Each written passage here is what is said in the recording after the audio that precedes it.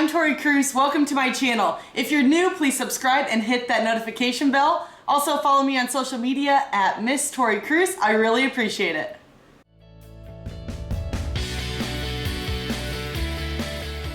Hey Bay, how are you? Hi, Tori. I'm great. How are you? Good. So thank you so much for coming on the show. Bayleigh, she actually crowned me at Miss Missouri USA. And the year before that, when she won, I was actually her first runner-up. So Bay and I have been right there with each other this whole journey for Miss Missouri USA. And you were an amazing title holder. You actually placed, what, top 10 at Miss USA? Top 10 and Miss Congeniality. Oh, yeah. Of course you were. Of course. And Bayleigh was actually the first African-American Miss Missouri USA. So that was incredible in itself before Miss USA even came about. We were making history, girl. You were right there in all my pictures. I was. So after Miss Missouri USA, then describe your journey as a title holder and then also describe it post title holder life. Well, okay. So after Miss Missouri USA, it was kind of a whirlwind experience. I was ready for the title, but I did not know what was going to come along with being like the first African-American Miss Missouri USA. And it was actually great. Like, I met so many beautiful young girls. There were so many people that were encouraging and wanted to build me up and were cheering Missouri on. So I felt like the Missouri spirit was like in full effect. And going to Miss USA, I was the most nervous I've ever been. It's like when you want something that bad and everything is riding on just one day, like the nerves, the adrenaline, the pressure was just like overwhelming. And so I'm very grateful that I placed top 10 and I felt like I, did my state proud. Obviously I didn't bring home the title, but if you know my story or anything about me, like God had other plans for me later down the road. So if I would have won Miss USA, I wouldn't be where I am today, which happens to be engaged to the love of my life. And I went on a CBS Big Brother season 20, and they actually recruited me because one of the former beauty queens from the year before me had suggested me to the casting directors, and they found me on social media, and they were like, we have to get you on the show. And I was like, I don't do reality TV. Like, I'm a beauty queen, and I'm a model. This is not my thing. But they were very persistent. And so about the third time they asked me, I was like, okay, something is different. Like, maybe this is for me. I'm just going to go for it. And fast forward, I met my husband, and now I'm here. So it's been crazy, but I'm so grateful that like this has been my journey. That's amazing. And so God does always have a plan. Number one, I mean, first and foremost, we never know. And through that whole process, of course, at Miss USA, when you don't get past that level, when your name didn't get called, it doesn't matter what level you're at, it stings. It hurts. Oh yeah. So describe so it. Unless you win, we're all disappointed. And it's like, that's the connection, the whole sister queen thing. Like, we've been there, and it's like, we're all competitive. Like, Tori, I know you're competitive because I competed against you. So I know for a fact, like, that you're competitive, and we work so hard, like our whole entire mind for the last however many years we competed, 3, 4, 5, 7 years has been on this one goal. So to not get it is like earth shattering. It is. It totally is. And months after that, I don't think people realize, because you're still the title holder, but it still is hard. It's really hard to get back up and still have that confidence to pursue whatever you had on your mind before Miss USA. So describe how you really went through that season of your life and how you came out ahead. Okay, so I'm so glad you asked that question, because my journey was so different. Like, I was not in pageantry growing up. It wasn't a thing that I ever wanted to pursue per se in my mind. But I went through a really rough season. I grew up very religious, and I was 17 years old, still a virgin, and I was sexually assaulted, and I was broken. Like, my worth was gone, and I was like, okay, like, world stop, because I don't know where to find, who I am anymore. Like, I know my values, I know my core, but now everything was just mixed up and out the window. So I was like trying everything. Like, I was like, okay, you used to love dancing, so let's go dance. You love to model, let's model. What's going to do, like, how can you make a difference? So I joined Miss Missouri USA, and I fell in love. Like, immediately I got chilled, because that's what I wanted. I was like, you know what? Like, no, the best thing didn't happen to me, but I can make a difference. I want to talk to girls and tell them things that I wish that I could have been told. And I just wanted to go for it. I had no idea there had never been an African-American Miss Missouri. I was trying to find myself. So it just, like, everything in my life has just happened to me. So I got into a pageantry. The second time I tried a pageant, I was first runner-up. And I was like, oh, my God, this is serious. And when I was first runner-up, I was like, okay, this is too close. Like, no more pageants for me. This is getting serious. I don't need this responsibility. But then, you know, John, our director, was like, no, babe, like, you got to come back. You don't quit. Just come back. And I came back, and that was, like, our year where I won, and you were my first runner-up. And it just blew my mind, took me to a whole different direction. But I always had that center why of why I started. So for me, when I didn't win Miss USA, I actually felt a sigh of relief because there was so much pressure that came with it. And after it was over, I was like, okay, you can breathe again. Like, you don't have to just eat chicken and green beans. And you don't, you know, like, there were so many things that, like, I was sacrificing for that one goal. And then after the title, you know, was stripped, you know, we couldn't get it anymore, I could just focus on the why. And it was like, you want to get to these young girls that feel like they've been taken advantage of or feel like they can't do things because of certain things. So, like, let's just switch and, like, focus solely on that. So that's what I did. And I actually felt a lot better because Miss USA has a lot of pressure on her shoulders. And as you know, I am not perfect. So I don't know how I would have done at that job, but it just worked out.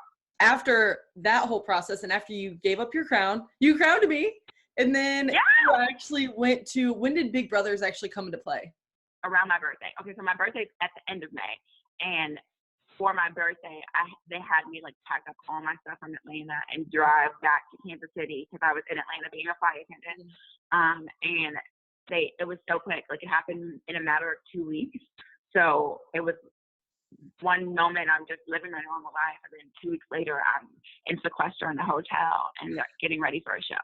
So when I say, like, it was crazy because it just was destined. Like, I turned them down and I called them back at a Starbucks, and actually her name is Tiana. She was Miss Georgia USA, first runner-up at Miss USA. Okay. I think it was 2003.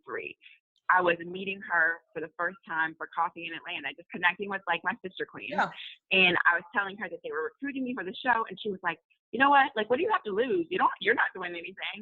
And I was like, you're right. I am not doing anything right now. So I called them in the Starbucks parking lot, and I was like, hey, are you guys still recruiting for the show? And they're like, we're in finals. Can you get here on Thursday? And it was Tuesday. So I'm like, sure, I'm not doing anything. And they flew me out, and just like that, like, my whole entire life changed. So when I say, like, when it's for you, it's for you. And if there's a tapping in your spirit or, like, your subconscious is pulling you, like, it means that, like, okay, there's an opportunity and you just need to, like, take that leap of faith. Yes, that's amazing. And so once you got to the Big Brother house, did you know who Chris was? Swaggy C? Oh, no. You had no clue who he was. Heck no. So, okay, so in sequester, they blindfold you. So you don't see anyone until you're in the house, number one. And number two is they put you in groups. So I was in the first group, and he wasn't in my group. So I thought, like, we joke about this all the time because, you know, like, it's a very, like, silly show, but they have, like, stereotypes to fit the role because it's a social experience. So there's something like, you know, one Black person, one gay person, one Hispanic person, one white person, you know, from certain backgrounds that they blend together so that they can, like, cause tension. So I thought I was going to be the only Black person. And I come in and I see Chris and I'm like, wait, what is happening? And I just thought we were going to be friends. He called me his little sister for the first 3 days. And I was like, I'm older than you. Like, you're not my brother. Like, stop it. And then we just clicked and became like best friends quickly because Chris is aggressive, like, very aggressive. And he's so competitive, which I understand because as a beauty queen, we go for it. So he came in hot and I was like, hey, listen, you need to tone it down. This is a marathon, not a sprint. You got to just breathe. And, like, we connected, and it was just history from there. That's amazing. And so for the listeners who don't know, Chris, aka Swaggy C, is Fiancé. After the Big Brother house, you guys were no longer on it. You had a show-mance, right? Yeah, so describe how you kept, like, to your authentic self during that whole process, because that's a ton of pressure. And we know you have, like, 10 different personalities that we all love because you're friendly, you're loving, you're bubbly, you're fierce, you have all these fierce realness, girl. Yeah, and it's just you, and you stick to that, and I highly, highly respect that. And you even do that on national television. Yeah. I think it was a process to get there, but it was just patience with myself. Mm-hmm. Because for so long it was perfection. Push perfection. You got to be perfect. You got to be perfect. No mistakes. And then after a while, you realize that like you can't connect with people like that. When I was Miss Missouri USA and girls were looking at me like, oh, I'll never be that. I'm on the inside being like, girl, do you know how much I have going on? Like, I am not perfect. So I want to relate to them on that level and just show people that like, hey, we make mistakes. And I put myself out there. I was very vulnerable for people to judge me nationally because I'm human. So I want girls to know that like, hey, there are conflicting things. Like I am a very much respectable young lady, but I fell in love on TV. So there's certain things where it's like they see intimate moments with me and Chris that people wouldn't see. And normally these things happen all the time, but nobody's there with the camera to judge you. So there's just certain things, and it opens up, conversation for discussion. I'm never the one to be offended by anything. Like I've had former girls that competed and were like, wrote me and they're like, hey, I'm really confused. Like, I know you're really into God and I know that your platform, was sexual assault and abuse. Like, why is this happening with you and Chris? What's going on? Like, how do you feel about your miscarriage? Like, they were asking me just direct questions and I respond because I want people to know that this is not something that is like a private thing. I'm open about it. I'm transparent. Like, if I made a mistake, I'm going to own up to it. Like, I will tell people this, like, I fell in love with Chris fast. We should not have have what we had on national television. We know that, but we did. And it was the most beautiful and amazing thing I've ever experienced in my life. But I want people to I want to be honest. I don't want you guys to think that like people in the entertainment industry or people in pageantry or people of authority aren't human and they don't make mistakes. Absolutely. Part of the reason why politicians get in trouble is because they act perfect. And then when their dirty laundry is aired, people are like, oh, they're human. Like, so I just want people to know that like, no, I'm not perfect, but I'm authentic and I'm so comfortable with me and my mistakes and I'm learning. So yeah, like I screwed up. I'm so sorry guys, but I'm going to figure it out. We're going to grow from it. And like, that's what life is about. Absolutely. That is the best advice, seriously, that all of us women can take. So how was the transition from pageantry to reality TV? Wait, hold on. I skipped a whole life step from, flight attendant to pageantry. We can't forget the flight attendant. And then reality TV. So you have your transitions. You know what? The word that I will pick to describe it is humbling. It's so funny because, and you know this, like I grew up spoiled. Not gonna lie, like my parents are amazing. They worked very hard for everything they got, so I didn't lack in anything. So I grew up private school, went to Baylor, on a scholarship, private education, and then you go to flight attending where people treat you like you literally work for them. It's nasty. They like hand you just trash and people puke on you and they throw drinks at you and it's like aggressive. You're traveling 24/7. You're not ever at home. It's a very lonely lifestyle. It's adventurous and I had lots of fun, but it wasn't what I wanted to do. It was a means to an end. So I was flight attending because I was fighting for, Miss Missouri, fighting for Miss USA, and I needed a flexible schedule. So it was humbling because I was like, okay, Bayleigh, you know that this is not where you want to be. This is your trajectory, but you have to build and you have to humble yourself so that you can get there. So flight attending was humbling, losing Miss USA was humbling, embarrassing myself on TV was humbling, but it's all the things that I'm just like, wow, like this is your world, whatever you want to do, you can do it. Just go for it. And there will be mistakes. That's a part of it. And that's humbling because in my head, since I was little, I'm like, I'm perfect. What do you mean? No mistakes? Like, why? Why would I do that? But to notice that I make mistakes all the time and then come back around to being like, but you still are Bayleigh. You still have the same worth. God still loves you just as much. You're still loved and appreciated by all your family. Nobody judges you. All you have to do is reset, refocus, and then continue to grow. So it's humbling. But honey, before all of this, like I was perfect and you couldn't tell me anything and I am just a little Barbie. And now I'm like, okay, I'm not a Barbie anymore. I'm human, but I'm growing. So during all those different steps, you probably had doubt in the entire process. It was all uncertainty, as we know, especially Miss USA and Big Brother House, though. You didn't know if you were going to go till the end, and you didn't know if you were going to get engaged. And so all these. Oh my God, no, that was the worst. Gosh, God, I'm like the worst. So Miss USA, it's insecurity all the way around because I was not really like a pageant professional. I was just going for it. And then you look around and there's so many beautiful women and they're all talented and well-spoken and everybody has something. And the genuine part of you wants, I'm cheering for all of you, but I want this crown. So why y'all trying to take it from me? So there's that insecurity. And then on Big Brother, I had never watched the show. So I was unaware of the concept. I did not know people were going to be so vicious. I didn't know people were going to be like lying and scheming. And it's not something that I'm used to. Like people are like, oh, you're a pageant queen. Like you're used to catty dish. No, I'm not. Like the Queens are not like that. Like we genuinely love and support each other. There might be one bad apple and the whole 51 girls, but you don't run into them. So being in the house with people that were genuinely, had ill wishes towards me was so different. And it was so like, I was just on eggshells. Like I didn't know who to talk to, who to trust, how this was going to work out, what the outside world was thinking of me. When Chris got exited from the house, I didn't know what he thought of me. I literally in the jury house wrote him letters every single day. Like, I hope you still like me. I hope I didn't scare you off. Like, please, like crazy. So when he proposed to me, it was just like sigh of relief because I didn't even know if we were going to be dating when we got out of the house. So it was so much insecurity, so much just trusting God. And I took my Bible in the house, read the Bible every single day. And I was like, okay, Lord, please just get me through this experience because this is the most overwhelming thing I've ever been through. Mm-hmm. And afterwards, after Big Brother, you did a whole entire media tour, pretty much. Yeah. You and Chris did. So how did you learn how to answer questions that you didn't know?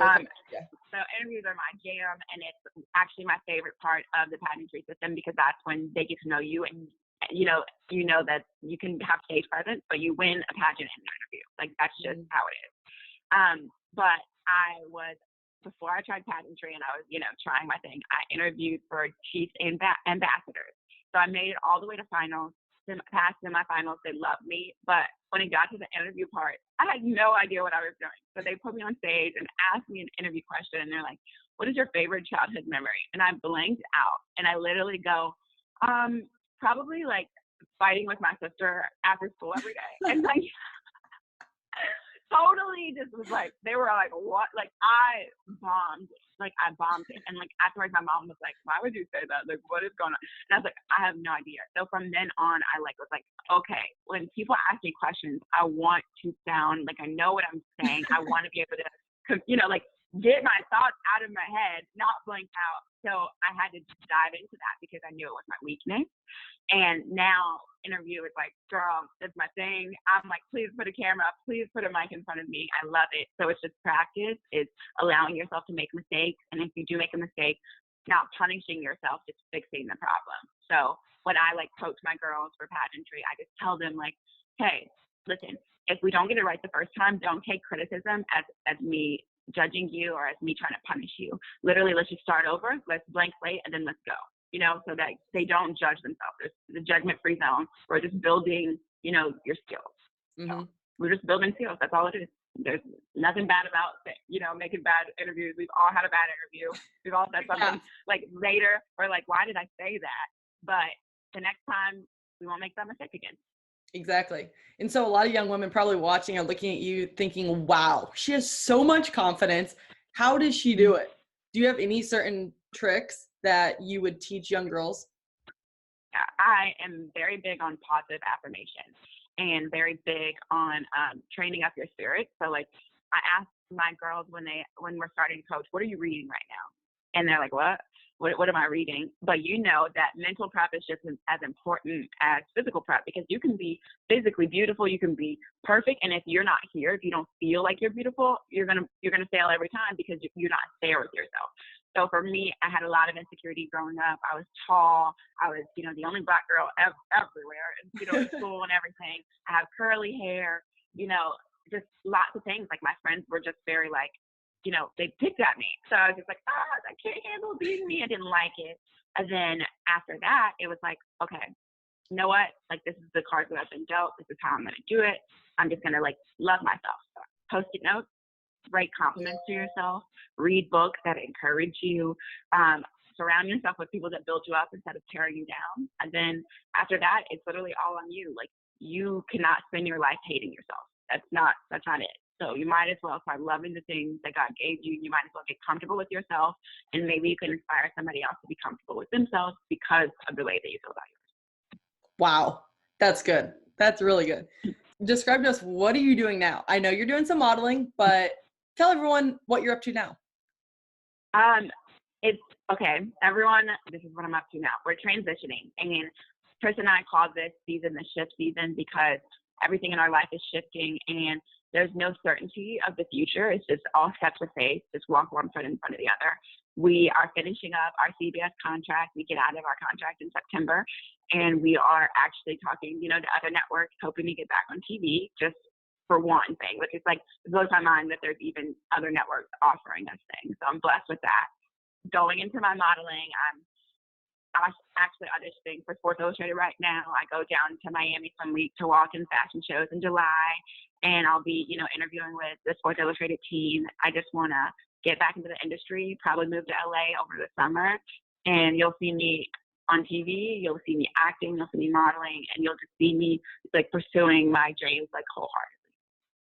I love it, girl. You're such an inspiration to everyone, even me. I get inspired by you daily. I get on your Instagram and you're just so much joy and authenticity. I love every second of it. So if anybody wants to get a hold of you to maybe hire you for a TV job or a modeling job, or just to talk to you for amazing advice, how would somebody get in contact with you? So my contact information is the same across the board. It's literally just Bayleigh Dayton at AOL.com or at gmail.com. I have the same email for both so that people know that it's me.